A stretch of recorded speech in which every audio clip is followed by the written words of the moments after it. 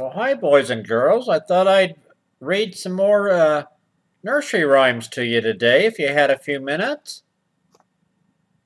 Uh, I'll try to read some. I don't know a lot of these nursery rhymes, boys and girls, but I'm sure you do. Because a lot of you boys and girls are know-it-alls, you know? You know almost everything, don't you, huh? Let's see if I can read some stuff here for you. Let's see, now the first one here, boys and girls, is there was an old woman who lived in a shoe. Okay, let's begin. Okay, there was an old woman who lived in a shoe. She had so many children, she didn't know what to do. I think she knew perfectly well what to do because she had so many kids, boys and girls. You can't tell me a woman that lived in a shoe that has a lot of children didn't know how to do it. She knew what to do, or she wouldn't have all these kids. So, she had so many children, she didn't know what to do. She gave them some broth without any bread. Isn't that child abuse? Then whipped them all soundly and put them to bed. Now these are supposed to be nursery rhymes for kids, you know? This is supposed to be, you know, some of the cute stories that they can believe in and know that the world is right. There was an old woman who lived in a shoe. She had so many children, she didn't know what to do. She gave them some broth without any bread, then whipped them all soundly and put those son of bitches to bed.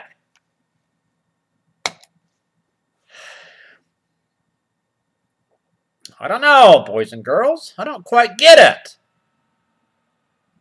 Let's see. Wee Willie Winky. Well, we pretty well know what that's going to be about, but we can read it anyway.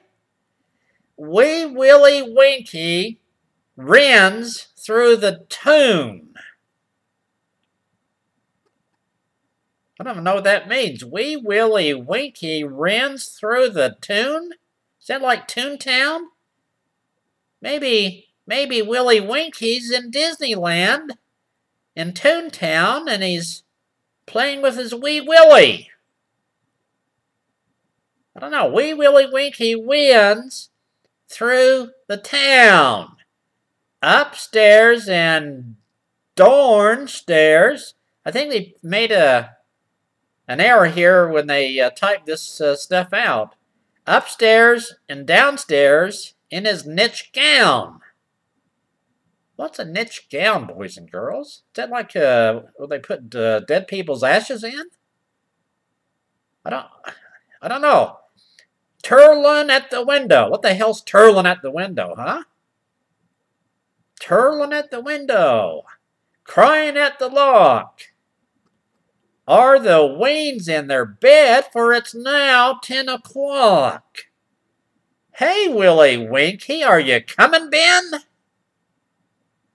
Hey, Willie Winky, are you coming, Ben? Can they make up their mind if his name's Willie Winky or Ben? Doesn't say, are you coming in? It says, are you coming, Ben? Hey, Willie Winky, are you coming, Ben? The cat's singing gray thrums to the sleeping hen. The dog's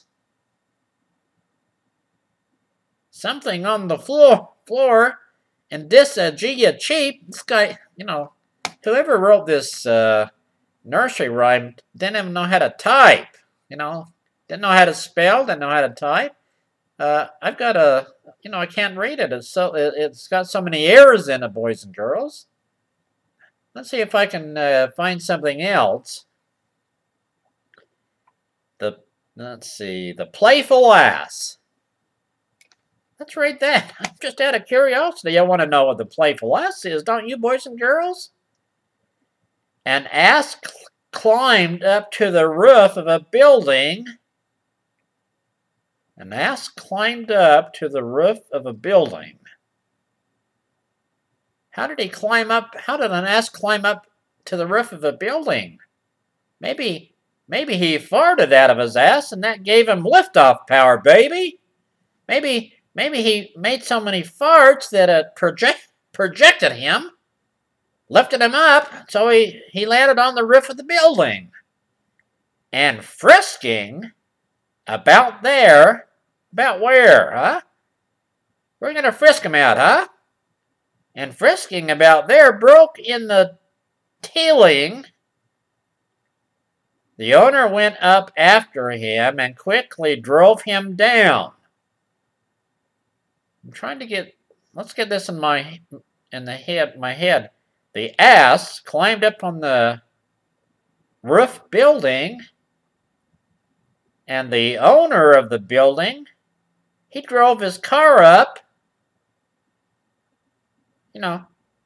I guess to get him, and it says he drove him down. So that wasn't that nice, boys and girls. The owner drove his car up the edge of the building, and then I guess he drove his the ass down, beating him severely with a thick wooden cudgel. Let's see, let's let me get this straight. He drove him, the ass climbs up on this rooftop, and then the owner of the building, he drives his car up on the rooftop, and he grabs this ass, puts the ass in the car, and then he beats the crap out of him. And after he beat the crap out of him with a wooden cudgel, the ass said, "Why? I saw the monkey do this very thing yesterday." "Yeah, you probably did, and I beat the shit out of that monkey, too." He says, I saw the monkey do this very thing yesterday. This is the ass talking, boys and girls. I didn't know asses could talk, did you? Does your ass know how to talk, boys and girls? He says, "I saw the monkey do this very thing yesterday, and you all laughed heartily, as if it afforded you very great amusement." Who talks like that? As if it afforded you very great amusement. Do you think kids understand that, boys and girls? Do you understand what that means? As if it afforded you very great amusement. And then it says, "Those who do not know their right place must be taught it." Now, I guess the right place, boys and girls, is to put your big ass on a roof top. I don't know what it means. I just don't get it. It just doesn't make any sense to me, boys and girls. Let's see if we can find another one here for you. If I can get my stupid computer to go. Oh, this is called the Ragman. The Ragman, boys and girls. Ragman, Ragman, taggy, taggy, Ragman, tell us what you've got there in your sack. Oh, it's full of rhymes and riddles, jingles, jokes, and high-diddle-diddles. This bundle that I carry on my back. Oh, tell us, funny Ragman, grinny, skinny Ragman, where did you pick up your funny rhymes? Some are dancing with the cornflowers. What the hell is a cornflower, boys and girls? Aren't those two different things? Corn and flowers? Some were dancing with cornflowers. Some were hiding in church towers and sprinkled helter-skelter by the chimes. Do you know what helter-skelter means, boys and girls? Ragman, Ragman, nice old taggy Ragman, Sing us just one jingle tingle song. Why, my dears, I've got a plenty. Sing you one, I'll sing you 20. Boy, isn't that nice of them, boys and girls? You know, they only asked for one of them, and this guy's going to sing 20 of them. Isn't that special? Isn't that going the extra mile, boys and girls? Okay, he's going to... Let's see. Why, my dears, I've got a plenty. What does a plenty mean? Sing you one? Question mark. I'll sing you 20. I've been hoping you would ask me all along.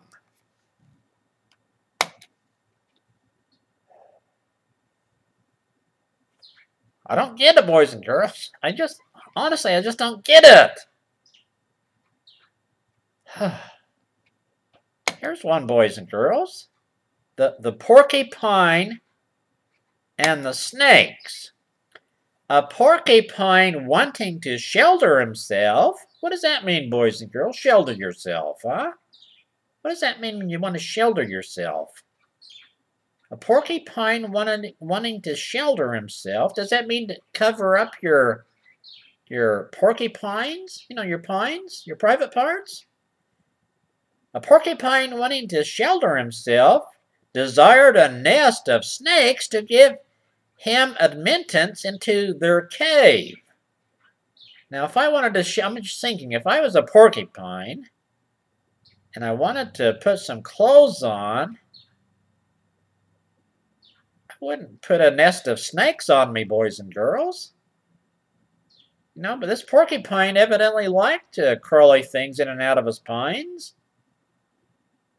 What do you think he's called Porky for? Snakes to give him admittance into their cave. That's a secret word. What's the password? I don't have a password. I got snakes crawling over me. You're in, baby. That's it. You're in. They were prevailed upon. Do you know what it is to be prevailed upon, boys and girls? And let him in accordingly. Who talks like this, you know? Prevailed on accordingly. But were so annoyed with his sharp, prickly quails that they soon repented of their easy compliance and entreated the porcupine to withdraw and leave them their hole to themselves. It sounds like some kind of a law case, doesn't it, boys and girls, huh? Repented of their easy compliance and entreated the porcupine to withdraw. That sounds like a court case, doesn't it, kind of, boys and girls? And leave them their hole to themselves. That almost sounds dirty to me. No, says he, let them quit the place that don't like it. Let me read that again. No, says he, let them quit the place they don't like it. For my part, I am well enough satisfied as I am. Hospitality is a virtue, but should be wisely exercised. We may be thoughtlessness, entertain foes instead of friends. How many kids can understand this, you know?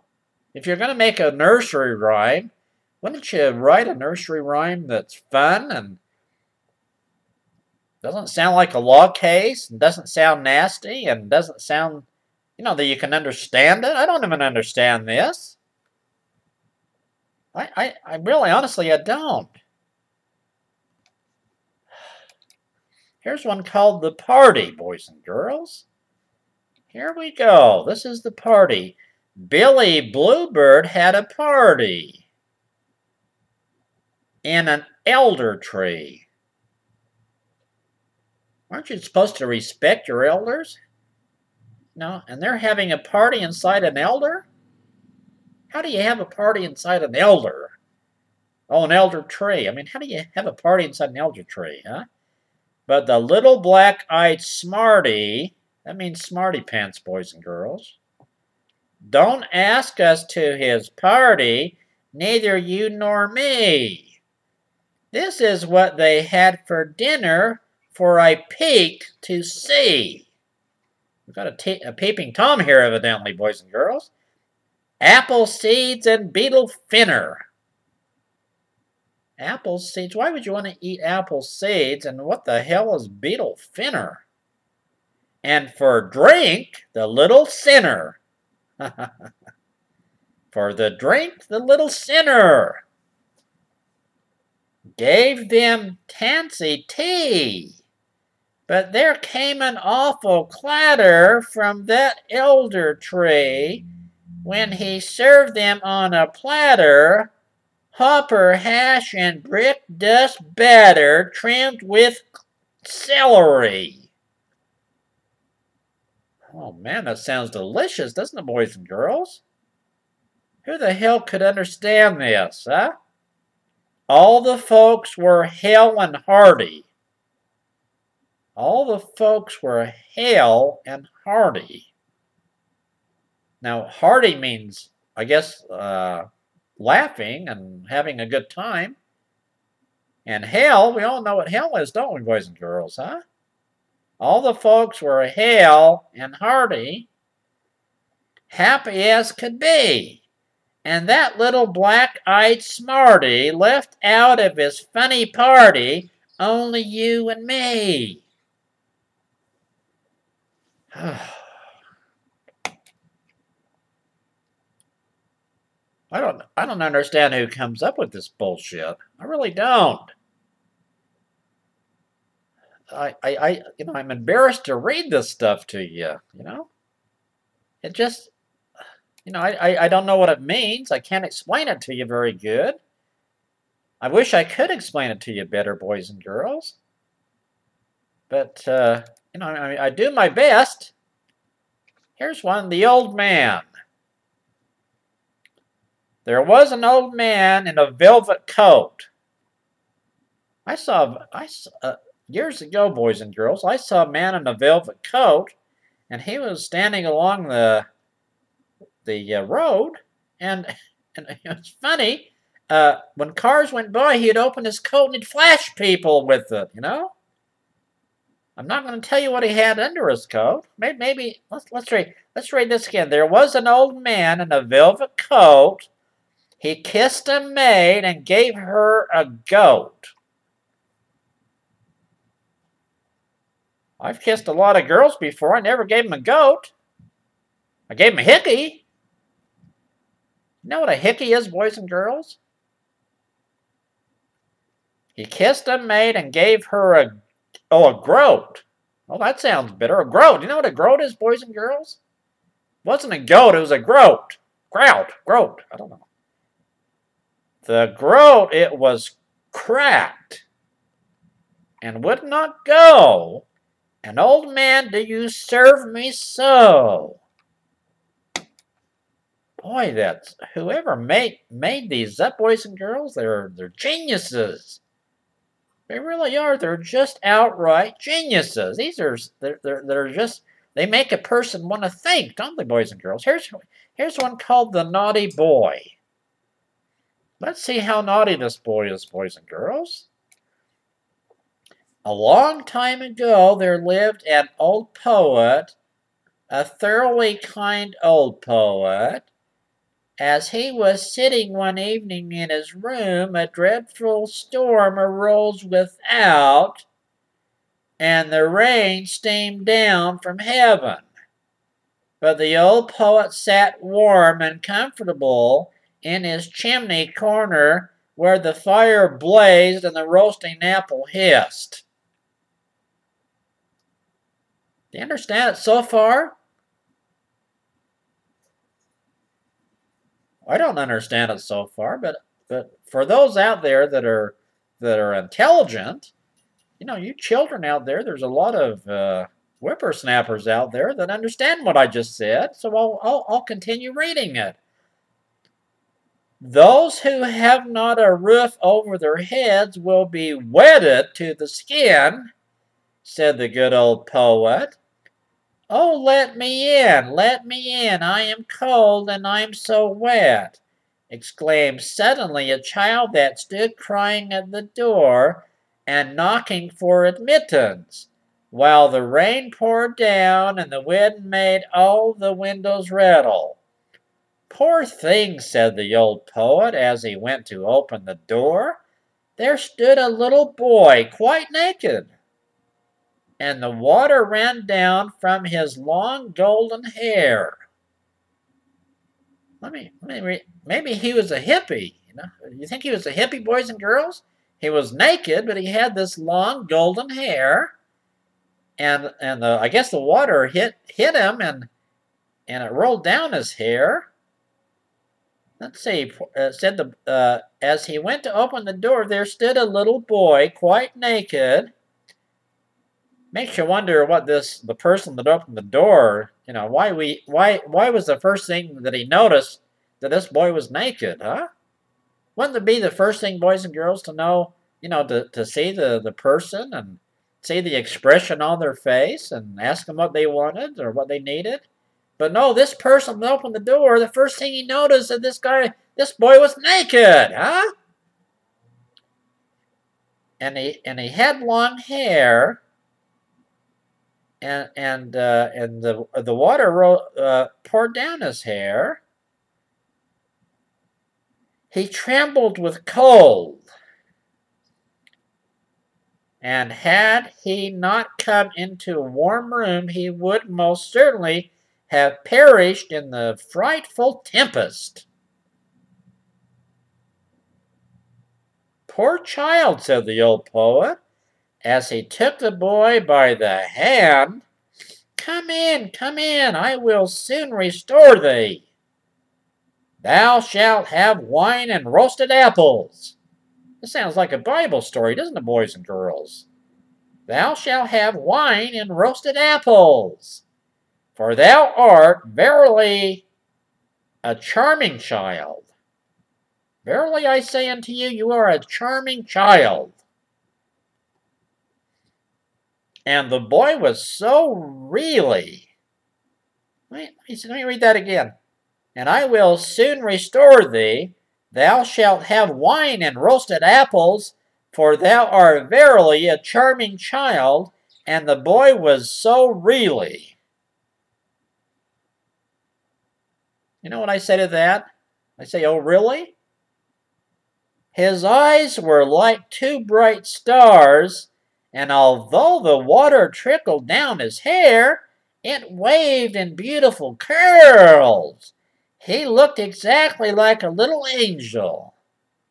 But he was so pale, and his whole body trembled with cold. But he was so pale, and his whole body trembled with cold. We already know that. He had a nice little bow in his hand, but it was quite spoiled by the rain, and the tints of its many-colored arrows ran one into the other. What arrows is he talking about, boys and girls? Maybe he was an angel or a Cupid. You know those Cupids. You know what a Cupid is, don't you, boys and girls? A Cupid is kind of like a big baby that's got a big ass and a big gut, and usually golden hair, kind of curly hair, and they have a bow and arrow. They have a little thing on their back, and it has arrows in it, and they try to shoot the arrows into people, and then when the people get arrows in them, they fall in love. I wouldn't fall in love if I got an arrow, shot into me, boys and girls. What? That doesn't make sense to me. Anyway, the old poet seated himself beside his hearth and took the little fellow on his lap. He took the little Phil on his lap. Doesn't he realize he's naked? Maybe that's the reason he did, huh? Let's see. He took the little Phil on his lap. He squeezed the water out of his dripping hair, warmed his hands between his own, and boiled for him some sweet wine. So here's a baby, our little boy, that looks like an angel. He's naked, and he's going to get him drunk. He's boiled for him some sweet wine. Let's put some wine in this little baby, this little naked boy. Who knows what's going to happen then? Then the boy recovered. His cheeks again grew rosy. What cheeks are they talking about, boys and girls? He jumped down from the lap where he was sitting and danced around the kind old poet. "You are a merry fellow," said the old man. "What's your name?" "Hi, what's your name? What's your name?" "My name is Cupid," answered the boy. "Don't you know me?" "There lies my bow. It shoots well, I can assure you. Look, the weather is now clearing up, and the moon is shining clear again through the window." What does that have to do with him and his bow and arrow? "Why, your bow is quite spoiled," said the old poet. "That were sad indeed." Who talks like that? "That were sad indeed," said the boy. And he took the bow in his hand and examined it on every side. How do you examine a bow on every side, huh? "Oh, it's dry again and not hurt at all." Why would it be hurt? Water doesn't hurt it. And his golden hair didn't hurt it. "The string is quite tight. I will try it directly." Who talks like that, huh? "I will try it directly." And he bent his bow. I'll bet he did, huh? He bent his bow and took aim and shot an arrow at the old poet, right up his ass. No, right into his heart. "You see now that my bow was not spoiled," said he, laughing, and away he ran. The naughty boy, to shoot the old poet in that way, he who had taken him into his warm room, who had treated him so kindly, and who had given him warm wine and the very best apples. The poor poet lay on the earth and wept, for the arrow had really gone up his ass. Now, for the arrow had really flown into his heart. "Fie," said he, "how naughty a boy Cupid is! I will tell all children about him, that they will take care and not play with him, for he will not only cause them sorrow and many a heartache." Now this goes on and on, boys and girls. I don't have time to read all this, but it's a really interesting story, you know. I hope that you enjoyed these nursery rhymes, boys and girls, and I hope you got some things out of it. I hope that you're, more aware of what they really mean. And when you find out, why don't you tell me what they mean? Because I still don't know.